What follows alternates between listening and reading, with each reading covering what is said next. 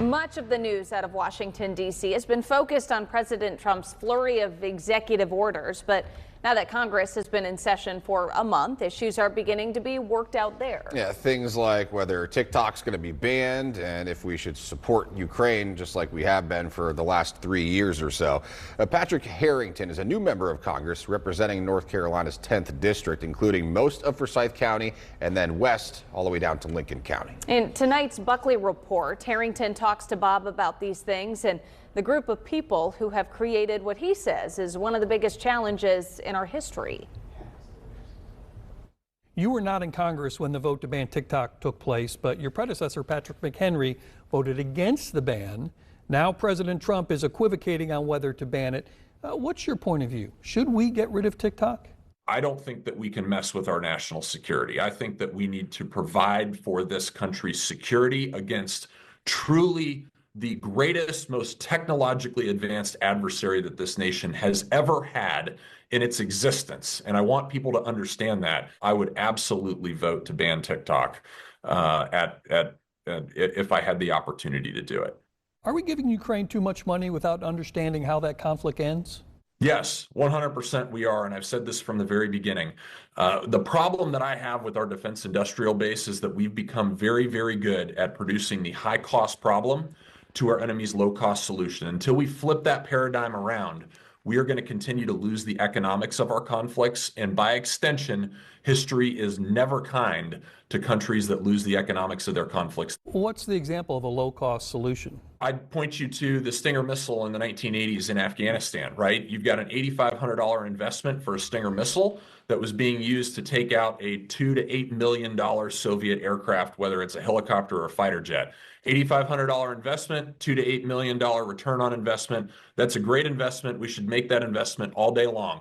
But when we are sending $1.2 to $2.6 million Patriot missiles to Ukraine to shoot down a drone that cost Russia $50,000 to produce, that's stupid. We also asked Harrigan whether he supports the mass deportations President Trump has ordered that may, in the long run, sweep up a lot of people who, although they did break the law to enter the country, haven't broken the law since and have become ingrained in the economy.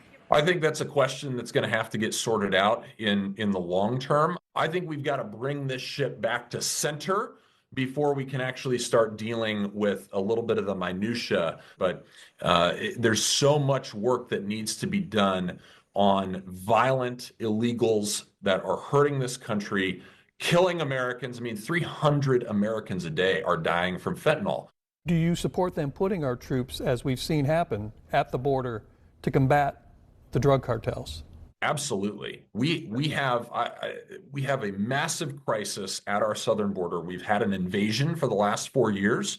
And simultaneously, I think President Trump was right to identify these cartels as foreign terrorist organizations. Harrigan saved his most pointed comments for the $36 trillion federal debt and the threats it poses to everything in the future. The baby boomer generation has left this country in absolute shambles. They took President Kennedy's great challenge, and he said, ask not what your country can do for you, ask what you can do for your country. And they threw it right in the trash can, and they figured out how to vote themselves money. And not only did they eat their cake, they reached across the table and they ate my generation's cake.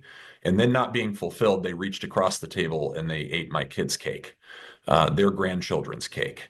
And if we can come out of this, it, number one, is going to take every bit of brain and willpower that my generation has in order to do it. And it will be a God-given miracle if we can pull it off. Welcome to Congress, Mr. Harrigan. Bob Buckley, Fox 8 News. And Harrigan admits neither major party has shown much interest in tackling our national debt and says until you do something to reform Medicare, Medicaid, maybe even Social Security, there doesn't look like there's a way to get a handle on that debt.